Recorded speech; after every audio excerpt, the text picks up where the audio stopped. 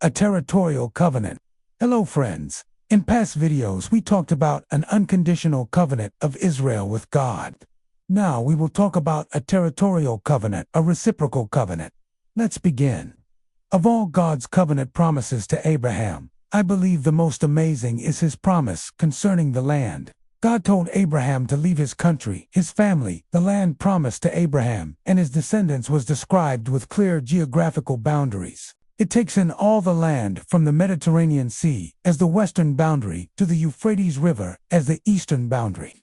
The prophet Ezekiel fixed a northern boundary at Hamath, 100 miles north of Damascus, Ezekiel chapter 48, verse 1, and the southern boundary at Kadesh, about 100 miles south of Jerusalem, verse 28. If Israelis were currently occupying all the land that God gave to them, they would control all the holdings of present-day Israel, Lebanon, and the west bank of Jordan, plus substantial portions of Syria, Iraq, and Saudi Arabia.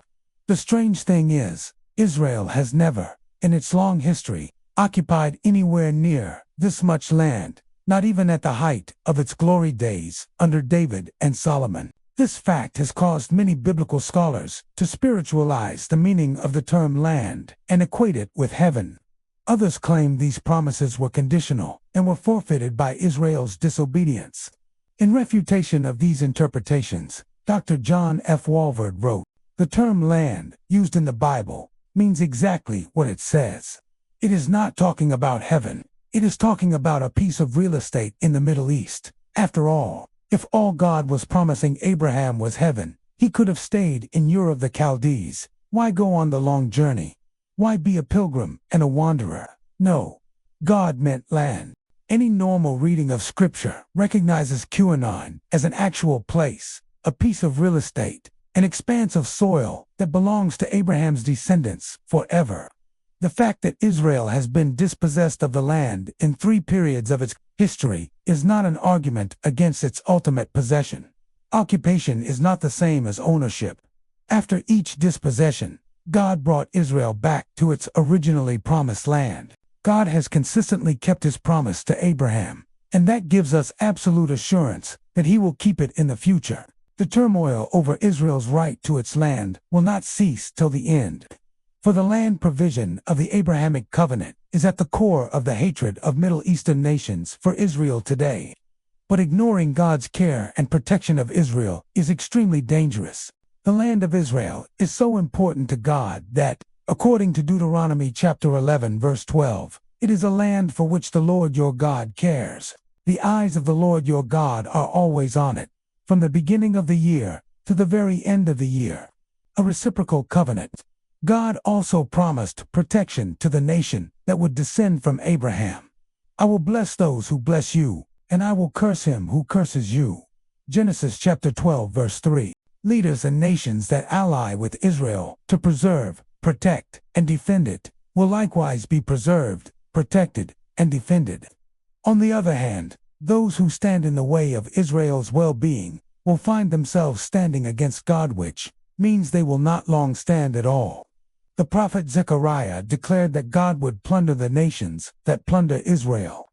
"For he who touches Israel touches the apple of his eye." Zechariah chapter 2 verse 8. History tells the tragic story of what has happened to nations and leaders who dared to oppress Israel. Egypt, the first nation to enslave Israel, was brought to its knees by 10 devastating plagues. Exodus chapters 7 to 12. The Amorites, who resisted Israel's march toward their promised land, were soundly defeated. Numbers chapter 21 verses 21-30. One of the most notable examples of God's vengeance against an enemy of Israel was the annihilation of the Midianites, who joined with Moab in trying to stop Israel, after their failure to bribe the prophet Balaam into pronouncing a curse on Israel. They used Midianite women to seduce Israel's men into immorality and idolatry. Moses prepared Israel for war to take vengeance for the Lord on Midian. Numbers chapter 31 verse 3. The battle was quick and decisive. All the Midianite cities were burned to the ground, and the Israelites took as plunder massive amounts of gold, silver, bronze, tin, lead, and wood, along with cattle, sheep, and donkeys. Numbers chapter 31. Revelation chapter 2, verse 14. Babylon, the empire that destroyed Jerusalem and deported the Jews from their homeland, was soundly defeated 70 years later by the Persians, and one of history's worst persecutors of the Jews. The Greek Seleucid ruler, Antiochus IV, died a horrible death shortly after hearing that his army had been defeated in the Jewish Maccabean rebellion. In modern times, Russia confines Jews to ghettos and harassed them with pogroms under the Tsars, who were overthrown in the Communist Rebellion of 1917. Under communism, the Jews were forbidden to practice their religious rites, and many were arrested, deported, or executed. Hitler's Germany, which destroyed some 6 million Jews, was crushed in World War II. Israel's Six-Day War of 1967 stands today as the most spectacular modern example of God's punishment on those who curse Israel. Although Israel became an independent nation in 1948, the Palestinians and Islamic states surrounding it didn't recognize its statehood and vowed its extermination. In 1967, the United Arab Republic UAE are allied with Jordan, Syria, and Palestinian guerrillas to attack Israel from the north, south, and east. Israel was hopelessly outnumbered. The Arab armies numbered more than 500,000 men. Israel had only 75,000. The Arabs fielded 5,000 tanks and 900 combat aircraft, whereas the Israeli total was only 1,000 tanks and 175 planes. Yet when the smoke cleared 6 days later, the UAR had lost almost its entire air force, about 20,000 lives, and Israel had taken over significant Arab-controlled territory, including the Sinai Peninsula, Golan Heights, Gaza Strip, and West Bank.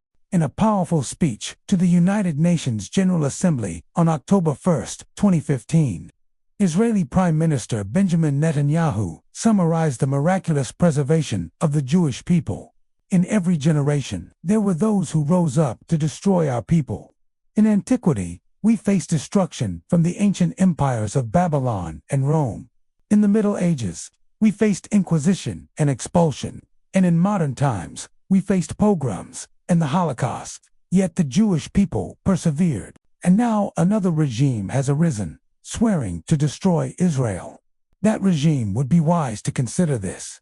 I stand here today representing Israel, a country 67 years young, but the nation-state of a people nearly 4,000 years old. Yet the empires of Babylon and Rome are not represented in this Hall of Nations. Neither is the Thousand-Year Reich. Those seemingly invincible empires are long gone. But Israel lives. The people of Israel live. History records that Israel stands at the graves of all its enemies. Thanks for watching. We'll see you in the next videos.